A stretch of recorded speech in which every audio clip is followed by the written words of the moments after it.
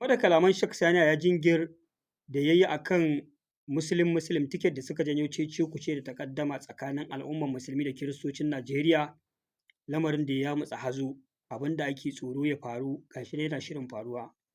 Sai dai kafin na ce wani abu yana da kyau in sanya muku kalaman Sheikh Sani ya jingir sannan kuma in samu kalaman Pastor Ezekiel Jachamu da kuma Pastor El Buba kafin daga bisani na faɗi a matsayata akan waɗannan maganganu gabaki ɗaya guda uku. Mu saurara tare da ku insha Allah. Kuma da kuke ganin gwani na Ahmad Bola Tinubu wanda ya ɗaga tutar siyasarsu ya mata kirare da Muslim na ce ina ɗaya daga cikin masu ɗaga tutar musulunci in kira jama'a ku taho mu yi Muslim. Na sani cewa kafirai na jin zafin wannan kalma, to amma ba akwai kiristoci ba akwai yahudawa ba akwai masu bautar magiro ba. Ni musulmi mai wa'azin musulunci da na ce muslim mai na taɓa nasu. Na hana kirishin ya faɗa ne, na hana magiro ya faɗa ne, na hana ɗan tantarbace ya faɗa ne. Amma ni a matsayi na musulmi muslim sha'a man sha'a au aba. Amma wani zai ce ai to demokradiya ne, ai akwai suwa ne ba sa sallah ba, ai kai ne wakilinsu. To mu muna sallah muna azumi kuma demokradiyar kun ce majority carry the vote. Jama'a gauro da gauruwa, tuzuru da tuzuruwa, Allah ya ba ku abokan zaman tare na aure. Za su iya haɗa wannan taron? Tunanan ina kiran ku don Allah kowa je gyara ƙuri'a. Mu nuna wa duniya ƙarya kafirai suke da suka ce sun fi mu yawa a Najeriya, ƙarya suke yi. Ba dan Allah ya taimake mu na ce Muslim ba, mai ragon jini sai ya ce sun fi mu yawa. Da aka buga Allah ce mutum muka kwantara su da ƙasa, su zo na biyu ma ba su zo ba, ko su zo sai na uku bayan murɗiyar su duka. Da haka ƙuri'a ta musulunci ce, jama'ar musulmi ta kufa. To kar wani ya ruɗe ku masu miyagun tarihi. Da haka siddan suka zo suka jefa mana bom a masallacin sarki a kan wai su yan tafi ne, wai su kiristoci yan basaji. To ku da Allah kuna gani yan wanda sun goye bayan Muslim ticket, mark my word, bana magana ya fadi a banza. Za a zo a yi porautar su a kakkashe su a gidaje, kuma zai faru in wahala ya bullo. An san da kana tare da Muslim ticket ba ka kwana gida ba. But in the federal, we are going to display that we are the majority in census in Nigeria. Nigeria belongs to all of us. Dukkan mu yan arewa ne, ba za mu ci gaba muna tolerate irin wayannan mutane ba. Mutumin da ba shi da kai, yana muke sufa ya kamata muna tunani. Ka tashi kana kiran kristoci kafirai su gani, yanzu kafiran su gani muslim ina suke kaza nonsense. Kana magana cewa ka kana samun musulmai ne kawai suke aure daya. Kristoci ga suna da mata guda uku guda hudu, suna da yara, amma wa'in ne masu wahala yanzu a cikin muslim ticket din ba musulman bane yawanci yan arewa. Muna haɗa hannu da malamai da suke da tunani kamar Sheikh Saleh da wayansu, muna haɗa hannaye tare mu ga da za mu solve maganar nan arewacin Najeriya. Almajirai dukkanin arewa ne. Ka tafi Lagos ɗan arewa ne Vegas, ka tafi Anambra arewa ne Vegas, ka tafi Abuja arewa ne yan Vegas. Ba za ka abun nan bai shiga maka ba ne, bai shiga maka kai ba. Abun haushi. To bari na gaya maka, muna wannan arewan. To bari gani muslim ticket da kake magana, ko zai bambance abinci, ko zai kara muku abin da ya kamata. Duba wahalar da mutane suke ciki. Ya kamata a wurin wannan lokacin ne kowa ya nazari na gari. And I want to say to all of you, it's time we prove to such wicked, evil, brainless creatures that Nigeria is bigger than them. El-Rufai is learning his lesson in a bitter way. To jama'a, na san yanzu kun saurari waɗannan maganganu guda uku, zan yi nawa tsokacin a kansa gabaki ɗaya. Da farko, bana goyon bayan Sheikh Sani Yahaya Jingir a kan supporting ɗin Muslim ticket. Sannan maganganun Ezekiel da Chamo ba su da bambanci da irin maganganun da Sheikh Sani Yahaya Jingir yake yi. Hasali ma Sheikh Sani Yahaya Jingir ya fi su adalci. Haka zalika wannan Pastor El Buban da kuka ji yayi magana a ƙarshe, shi ma maganganunsa babu adalci da kwai zallar son zuciya a ciki. Duka zan biyo muku ɗaya bayan ɗaya in warware muku inda matsalar take. Amma bari in fara da maganar wannan Pastor El Buban kafin na koma kan asalin matsalar. Kun ga wannan mutumin ya fito cikin hikima yana maganganu kamar ransa a ɓace, ana ƙoƙarin raba kan musulmi da kiristoci. Ma'ana su sun fi son a ce an haɗa kai tsakanin musulmi da kiristoci an fuskanci matsaltsalu domin a kawo ƙarshensu. Amma me yasa duk abubuwan da Ezekiel da Chamo ya fito yana yi ma addinin musulunci da musulmai da ƙarairayi da yake zuwa yana yi na cewa ana yin Christian genocide a arewacin Najeriya wanda duk duniya ta san wannan labarin ƙarya ne. Hasali kowa yana rasa rayuwarsa tsakanin musulmi da kirista, kuma waɗanda suka fi rasa rayukansu ai musulmi ne. Amma mutumin naka ya ci gaba da kururuwa har sai da ta kai ga ƙasar Amurka ta shigo cikin ƙasar da sunan za ta kama kiristoci a ɗauki. Me yasa baka fito ka nuna ɓacin ranka ka ci mai mutunci irin yadda ka ci masa Sani Yahaya Jingir ba? Ka ce shi maƙaryacin fasto ne, ba abin da yake faruwa a Najeriya ba kenan. In dai kai mai son zaman lafiya ne da haɗin kai da kishin duka addinan, ka fito kai zage-zage ka tozarta shi irin wannan tozarcin da ka yi ma Sheikh Sani Yahaya Jingir, ka ce maƙaryaci ne, maciyin amana ne.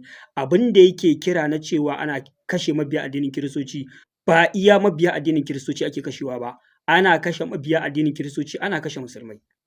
Amma ba kai ba, yau ka fito kana zagin Sheikh Sani Yahaya Jingir saboda ya ce ai Muslim ticket. Kana tozarta gwamnan jihar Kano akan yana zaune ana kiran kalmar Muslim ticket. Kana nuna cewa ai ga irin abin da yan Nasir El-Rufai da suka girba saboda sun yi a kira irin na Muslim ticket. To ya ban ji ka kira sunan oga kwata-kwata ga baki ɗaya ba, wanda shi ne ma asalin gwamnatin Muslim ticket ɗin shugaban ƙasa Bola Ahmed Tinubu. Ai ta kan shi ya kamata ka fara. Shi ne shugaban ƙasar Najeriya. A kan shi aka fara wannan lamari da ake kira Muslim ticket a faɗin Najeriya. Duk wani mutum da za ka ci mutuncin shi ko ka tozarta shi a faɗin Najeriya da zimmar ya yi maka laifi ya ce kar a zaɓi Kiristoci sai dai a Muslim ticket, a'a, to shugaban ƙasa ya kamata ka fara inda gaske kake. Saboda shi ne ai gwamnatin Muslim ticket ɗin ma ta asali. Wanda a Najeriya ce yake jagoranta kuma ya yi gwamnatin Muslim ticket. Saboda haka duk wani ƙalubale da za ka jefa ka ce an yi ba daidai ba akan an ce ai Muslim ticket, to da shugaban ƙasa ya kamata ka fara. Saboda shi ne gwamnatin Muslim ticket a Najeriya. Sannan banda shugaban ƙasa Bola Ahmed Tinubu, ai akwai gwamnoni Kiristoci 'yan APC, har da na Jos a ciki da sauran kudancin Najeriya. Majoritin ma yanzu gwamnoni da suke cikin jam'iyyar APC a kudancin Najeriya ai duk 'yan APC ne kuma Kiristoci ne. Kuma duk wanda ka gan shi a APC wallahi yana supporting ɗin Muslim ticket, domin dole bayan ƙuri'arsa da yake bukata a dangwala masa a jam'iyyar APC, sai kuma ya yi aikin kawo ma shugaban ƙasar da yake cikin fati ɗin shi ƙuri'u, wanda wannan ƙuri'un Muslim ne. Yaya wani mataki za ku ɗauka akan ire-irensu? Idan ba sa tare da Muslim bai kamata a gansa ma a cikin jam'iyyar ba, kwata-kwata kawai a gaba sa ciki. Kar ku rena mana hankali, kuna zuwa kuna maganganu masu kama da yaudara, kuna nuna kamar kuna kishi na al'umman mu, kuna kishin al'ummar ku, ba kwa son a raba kai. Amma duk lokacin da kuka tashi jefa kalubale ko za ku yi cin mutunci, sai ku ware naku duk da suna da laifi 100% sai ku zo ku ci mutuncin namu. To ai ba Jingir bane kaɗai yake cewa Muslim. Shugaban ƙasa ma Muslim yake cewa ai. Gwamnonin da suke cikin jam'iyyar APC gaba ɗaya Kiristoci su ma Muslim take suke supporting. Ya za ku yi da su? Wani mataki za ku ɗauka da su a kansu? Wannan shine magana ta gaskiya. Kar ku rena mana hankali ku ɗauka ko ba mu da tunani, ba mu san me muke yi ba. Saboda haka wannan maganar ba ku da gaskiya. ba ku da adalci. A yadda ka fito kana nuna irin baka ji daɗi ba, ai kuna da haɗin kai tsakaninku da wasu musulmi, ai kaza da kaza kuna ƙoƙarin kawo ma al'ummar arewa zaman lafiya da sauransu, ai za a ci musulm ne a gwamnati. A to su sauran da suke cikin jam'iyyar fa me za ka ce a kansu? Wannan shi ne. Sai kuma gaba ta gaba, wannan bawan Allahn magana ta son zuciya da ya zo da ita, wacce ita ce nake ganin ma babban ƙalubale a cikin maganganunsa, shi ne maganar a ce yau wani mabiyin wani addini ya samu fawa a kan wata al'umma ya nuna ma al'umman musulmi rashin adalci. Jama'a tsakaninku ga Allah musulmi ne suka fara irin wannan ɗabi'ar a Najeriya ko ko Kiristoci ne suka fara yi? Kiristoci ne suka fara yi. Duk lokacin da wani mabiyin addinin Kirista ya samu madafun iko a wata jiha, to ƙoƙari yake danna al'umman musulunci da musulmai. Yau ga Jos ta ishe mu ishara, ko kai a kan ɗan takarar ɗan majalisa ma sai a nemi a yi tashin hankali ko ciyama a garin Jos ba su yadda musulmi ya yi ba. Shin musulmi bai da ‘yancin ya zama shugaban al'umma? Kuke hana ko da ciyaman ya zama mutum ya zama ciyaman a garin Jos? Ba ku da adalci? Ka fito ka caccaki ‘yan uwanka Kiristoci, ka ce me yasa kuke wa musulmai rashin adalci irin haka? Balantana aka kai ga kan mataimakin gwamna? Indijin ba a iya ba Bahaushe haifaffe ɗan garin Jos. Kun ce ba garinsu bane ba za ku ba su ba. Haka adalci yake? Ka fito ka caccaki ‘yan uwanka ka tashi ka tada jijiyoyin wuya ka ce dole sai an ba musulmi ‘yancin su, ko haɗin kai kuke so tsakaninku da musulmi da Kiristoci? Ba kai wannan maganar ba. Saboda haka baka da adalci. Wannan rashin adalcin ku ne kuke ma yi ma musulmi tsawon shekaru, amma musulmi suna muku adalci. Yanzu kalla jihar Kaduna, mun fi Kiristoci yawa, ko da mataimakin gwamna Kirista ko ba mataimakin gwamna za mu iya mulkin jihar Kaduna har abadan abada. Amma yau musulmi a jihar Kaduna idan ya fito takarar gwamna, saboda adalci sai a ji a ɗauko kuma Kirista a bashi mataimaki. Wanda wannan adalci ne, kuma za mu iya kwatanta abin da ake yi ma musulmi a Jos, amma al'ummar musulmi ba sa yi saboda adalci irin nasu. Sai su ɗauki mataimaki su baku. Wannan shi ne magana ta gaskiya. Ka fito ka caccaki mutanenku da suke wa musulmi rashin adalci irin haka a faɗin Najeriya, ba ka fito ka caccake su ba. Saboda haka ba ku da gaskiya. Wannan shi ne magana ta gaskiya. Sai kuma batun Ezekiel Dachamo. Ezekiel Dachamo ɗaya ne daga cikin mutanen da ba sa son zaman lafiya a faɗin Najeriya. Dukkan maganganunsa babu son zaman lafiya a ciki. Kun dai ji a cikin bidiyon da na sa irin maganganun da yake yi, wanda dai duk duniyar Najeriya da ma ƙasashen waje ba wanda bai san cewa musulmi sun fi Kiristoci yawa ba. Idan ka kalli arewacin Najeriya, mu ne dama kacokan a arewacin Najeriya. To kuma wani abin mamaki, hatta a kudancin Najeriya muna da kaso kusan 1/3 ko kuma ma a ce rabi. Domin Allah ya albarkaci addinin Musulunci da ƙabilun Yarbawa waɗanda mafi akasarinsu musulmai ne. Mabiya addinin Musulunci ne, kuma duk a kudancin Najeriya suke. Ga kuma mutanen mazauna can. Saboda haka duk yanda ka so kai labarin cewa wai za ku nuna mana idan aka yi census wai kun fi musulmi yawa, ƙarya kake yi. Babu wani irin rashin adalci ko wani murɗiya da za ku yi a faɗin duniya a wani census da zai nuna cewa mabiya addinin Kiristoci sun fi musulmi yawa a Najeriya. Kana ɓata ma kanka lokaci ne. Sannan wannan kalmar da aka ji daga baki Ezekiel Dachamo kalma ce mai hatsari. Na cewa nan gaba kaɗan duk wani mutum da ya zo wai yayi supporting ɗin Muslim sai a dinga bin su gida ana ɗaukan mataki a kansu. Kai ne za ka ɗauki matakin a kansu? Wannan magana taka ba daidai ba ce, kuma akwai kuskure a cikinta, babban kuskure. Sai kuma magana ta ƙarshe da zan yi akan kalmar sako addini a cikin siyasar Najeriya. Wannan ya ce a Muslim, wannan ya ce a Kiristan. Jama'a ni musulmi ne, babu ni da buri sama da in ga addinin Musulunci ya ɗaukaka ya mamaye duniya gabaki ɗaya. Wannan shine burina. Domin na san addinin Musulunci shine addini ɗaya tilo da fi kowane addini adalci a faɗin duniya da son zaman lafiya. Duk abin da kuka sani ana jingina ma al'ummar musulmi a faɗin duniyar nan ƙarairayi ne, ba gaskiya ba ne. Muna da adalci, muna da dokoki da aka shimfiɗa na kyautata alaƙa da kowane irin addini. Allah ya shar'anta mana yadda za mu yi rayuwa. Addininmu ko dabba ba a yadda ka cutar da ita ba, balantana ɗan adam mai numfashi. Kuma addininmu ya koyar da adalci. Adalci addininmu ya koyar. Ya koya mana kyakkyawar alaƙa tsakaninmu da waɗanda ba ma addininmu ba. Domin mutanen da fiyayyen halitta Annabi Muhammad sallallahu alaihi wasallam ya fara miƙa amanarsu ga hannun mabiya wani addini, mabiya addinin Kirista ne, sarkin Habasha kenan. Wanda a lokacin da al'ummar musulmi suke cikin ƙunci, suke cikin damuwa a garin Makka, ana takura musu. Manzo Allah sallallahu alaihi wasallam ai gurin Najashi ya tura su, sarkin Habasha, wanda mabiyin addinin Kirista ne. kuma ya riƙe su amana. Saboda haka addinin musulunci baya nufin kowane addini da sharri. Hasali mu kyakkyawar alaƙa ce tsakaninmu da kowane addini, addini kuma babu dole a cikinsa. Saboda haka maganar wai a zo a ce wai a wannan ƙasar da Allah ya haɗa mu zama da waɗanda ba mu ba, ka zo ka ƙirƙiro batun cewa wai dole sai dai mabiya wani addini ne za su yi mulki. Gaskiyar magana wannan rashin adalci ne, kuma wannan rashin son zaman lafiya ne. Wannan neman hanyar tada rikici ne mara ƙarshe da zai iya keta ƙasar nan. In dai mutum mai neman zaman lafiya ne da haɗa kan al'ummar Najeriya a zauna lafiya, to wallahi tallahi batun ka zo ka ce wai a rinƙa mulki wai banda wa'yancan mabiya wancan addinin. Na rantse da Allah baka nemi zaman lafiya ba a faɗin duniyar nan. Kamar yadda yau da a ce mu ne musulmi muka suka fi mu yawa ko da yaya ne, suka ce ba za su yadda mu mulki ba saboda sun fi mu yawa, ku kun san ba za a zauna lafiya ba, mu ma ba za mu yadda ba. Dole irin wannan siffa ita take kawo tashin tashina da yaƙe-yaƙe a tsakanin ƙasashe. Wannan rashin adalci ne. Duk mutumin da yake so a zauna lafiya ba zai taɓa kawo shawara irin wannan ba, ya ce wai tunda wai mun fi wai a dinga murɗe su a ce wai dole sai an yi musulun. Kai ku daina fakewa da cewa su ma manufarsu kenan ko dama irin abin da suke so su rinƙa yi kenan, inda a ce su ne suke da dama haka za su mana. To shi kenan dan mutum yana da wata manufa ko shi irin abin da zai yi kenan, sai ka ce kai za ka bar koyewa addinin ka kai irin abin da yake rashin adalci daga addinin wani.